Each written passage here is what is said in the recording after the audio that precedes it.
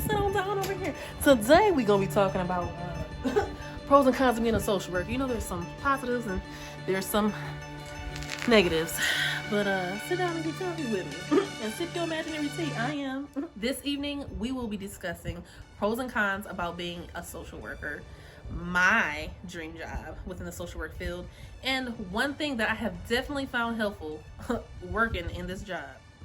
A pro for me is I feel like social work, we do things that no other profession does.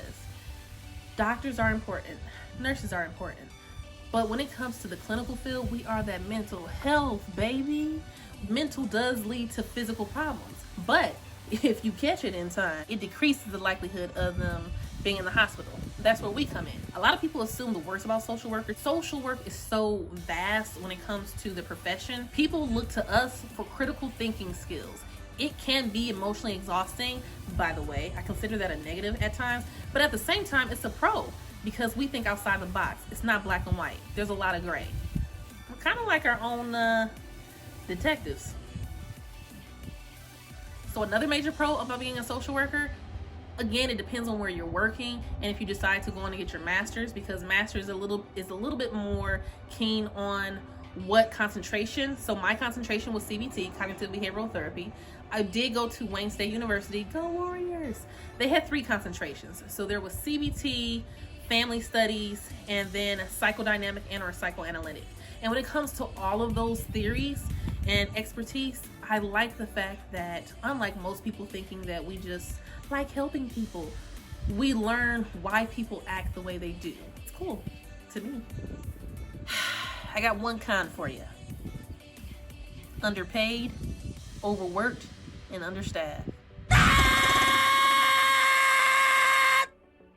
just playing. No, for real.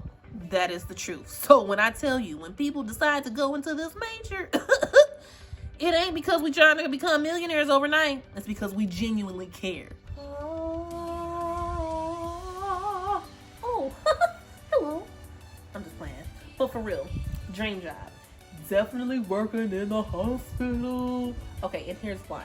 So when it comes to social work, and let's be frank, although I like helping people, I'm also about my coin, okay?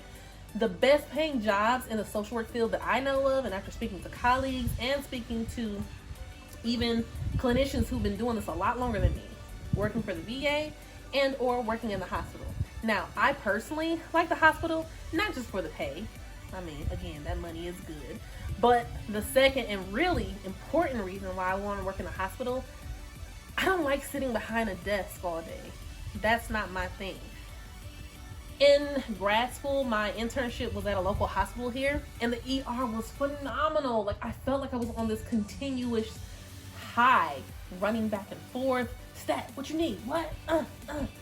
It was just so cool. What it contained of basically was me doing quick psyche, and based on how the person presents and sometimes getting collateral information, a history on the client, I would send them either to inpatient or partial day hospitalization, or maybe refer them to outpatient services, or maybe even refer them to some type of case management until they're able to stabilize their lifestyle. I was constantly learning medical terminology, not just on the medical standpoint, but clinically speaking as well. I loved it. One important thing that has been helpful to me in the field is the experience itself. Nothing will prepare you ever other than the experience you have. Don't get me wrong. Book knowledge is good, but the experience is the best. I'm constantly learning things in the field. Hey, okay, now listen, I know you're probably tired right now, but I promise it's almost over. So I decided to ask a past supervisor who was also my clinical instructor when I did my internship several years back, the same questions, just because I didn't want to give you guys something that only is from my perspective. So shout out to Val. Hey, boo. Her pros as it relates to social work, she's able to help others, give them the aha moments with her God-given gifts. Her negative, it can be emotionally draining at times. Her dream job, she's retired now. If it wasn't for COVID-19 right now, she said she would be a travel social worker. Yes, that is an option for us, and they make bank as well too. One thing that she has found helpful in this field, a support system, and I agree 100%. hey, I know this is a bit close for comfort, but I got one more perspective for you.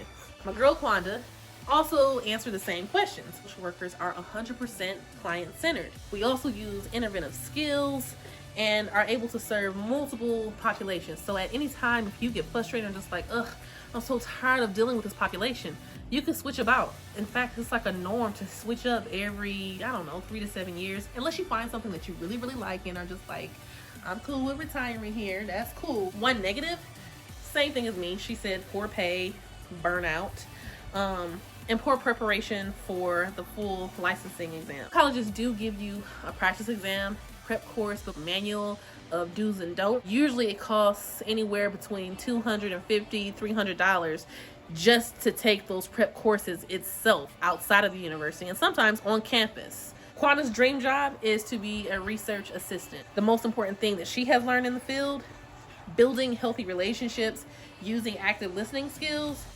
The next video will be about what it means to be a sexual assault therapist, and you know that's uncomfortable for some people. Good day.